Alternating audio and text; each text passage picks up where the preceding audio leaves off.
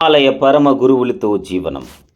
Living with the Himalaya masters. Swami Rama ఒక అద్భుతమైన స్థితప్రజ్ఞుడు, స్వార్థరహితము, పరమార్థక చింతన కలిగిన వ్యక్తి అని చెప్పడానికి ముఖ్యమైన సంకేతాల్లో ఒకటి. ఆయన ప్రవర్తనలో ఈ గుణం కనిపించకపోతే ఆయన నిజంగా పరమార్థిక చింతన కలిగినవాడు కాదు. నీమ్ కరోలి బాబా అని అందరికీ తెలిసిన గురువు గారుండేవారు. నా పిన్న వయస్సులో నాతో ఆయన స్నేహం చేశారు. హిమాలయాల్లో ఉన్న వేసవి విశ్రాంతి స్థావరాల్లో ఒకటైన నైనిటాల్లో ఆయన నివసించేవారు. ఆయన బాహ్య ప్రపంచంలో ఉన్నట్టు గోచరించిన ఆయన ఎల్లప్పుడూ అంతర్ముఖంగా ఉండేవారు. ఎవరైనా తనని దర్శించడానికి వచ్చినప్పుడు, అయింది కదా, ఇప్పుడు నేను చూసేను, నువ్వు నన్ను చూసేవు, జా జా జా అంటూ వెళ్ళమనేవారు. ఒకరోజు మేమిద్దరము సంభాషించుకుంటున్న సమయంలో హిందూ దేశ శ్రీమంతుల్లో ఒకరు నోట్ల కట్టలతో ఆయన దర్శించడానికి వచ్చారు. అయ్యా, ఇవి మీకు సమర్పించడానికి వచ్చాను అని ఆయన అన్నారు. బాబా ఆ నోట్లను నేలపై పరిచి వానిపై కూర్చున్నారు. కూర్చోవడానికి ఇవి మెత్త సదుపాయంగా లేవు, పోనీ వెచ్చగా ఉండడానికి మంట వేసుకోవచ్చు కదా అని అనుకుంటే నా వద్ద పొయ్యి లేదు, వీటితో నాకు ఉపయోగము లేదు, వీటిని నేనేమి చేసుకుందని అని ఆయన అన్నారు. అయ్యా, అది డబ్బు అని ఆయన జవాబిచ్చారు. బాబాగారు డబ్బును వాపస్ చేసి వాటితో ఫలాలు కొని తెమ్మన్నారు. అయ్యా, ఇక్కడ బజారు ఏమీ లేదు అని ఆ శ్రీమంతుడు చెప్పారు. మరి అలాంటప్పుడు అది ధనం ఎలా అవుతుంది? అది నాకు ఫలాలు కొని పెట్టలేకపోతే అది నాకు ధనం కాదు అని అన్నారు. ఇంతకు నా వద్ద నుండి మీకు ఏం కావాలి అని బాబా ఆయన్ని ప్రశ్నించారు. నాకు తలనొప్పి అని ఆయన అన్నారు. అది నువ్వు కొని తెచ్చుకున్న తలనొప్పి, నేను నీకేమీ చేయగలను అని బాబా జవాబిచ్చారు. అయ్యా, నీకు సహాయం కోసం వచ్చాను అంటూ ఆయన ప్రాధేయపడ్డాడు. బాబాగారును కరుణించారు. సరే, ఇక మీదట నీకు తలనొప్పి ఉండదు, కానీ నువ్వు ఇతరులకు తలనొప్పి కాగలవు. నువ్వు మితిమీరిన సంపదతో తులతూగుతూ సంఘంలో అందరికీ తలనొప్పి కలుగు చేస్తావు అని అన్నారు. నిజానికి అదే అయ్యింది. ఇప్పటికీ కూడా ఆయన సంఘానికి తలనొప్పి కలుగు చేస్తున్నాడు.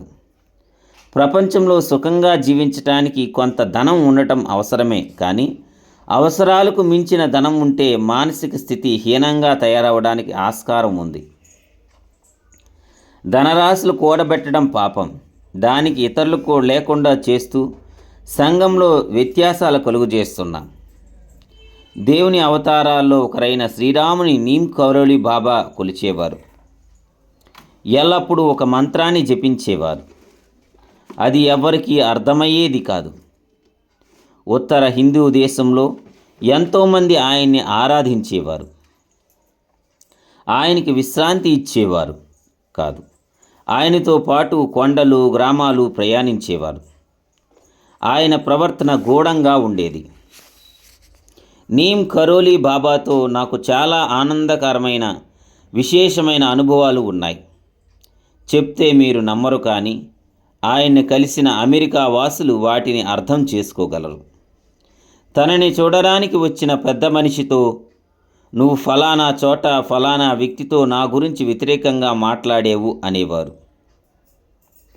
ఆ సంఘటన జరిగిన తేదీ సమయాలతో సహా సమంగా చెప్పి నన్ను చూసేవు కదా, ఇక వెళ్ళు అని అనేవారు. తరువాత కంబలితో పూర్తిగా కప్పుకొని పడుకునేవారు. ఒకరోజు ఒక ఫార్మసిస్ట్ ఔషధాలు చేసే ఆయన తనితోల్ నుండి మణిపాల్కు మందు పొడిని అప్పు చెప్పడానికి వెళ్తున్నారు. ఆయన నీమ్ కరోలి బాబా భక్తుడు. దారిలో ఆయన్ను దర్శించడానికి ఆగారు. ఆ సమయంలో నేను అక్కడ ఉన్నాను.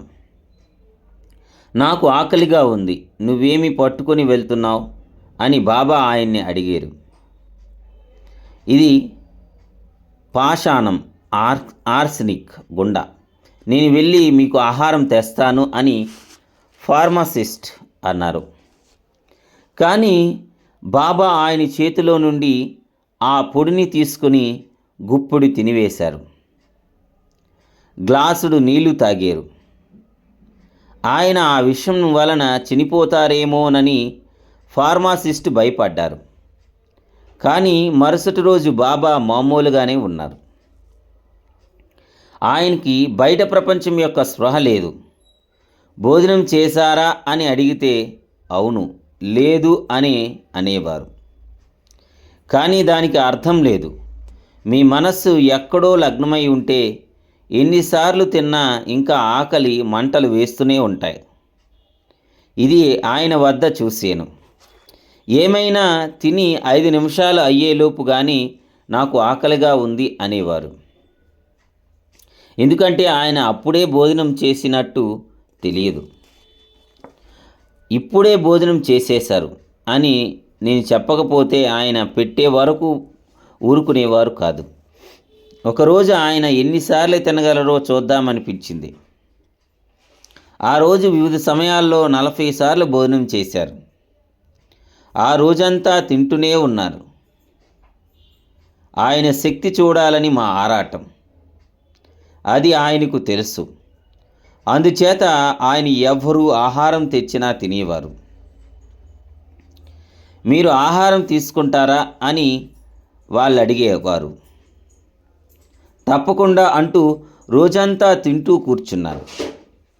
ఆఖరికి నేను ఆయనతో మీరు ఏ ఆహారం తీసుకుంటున్నారు అన్నాను.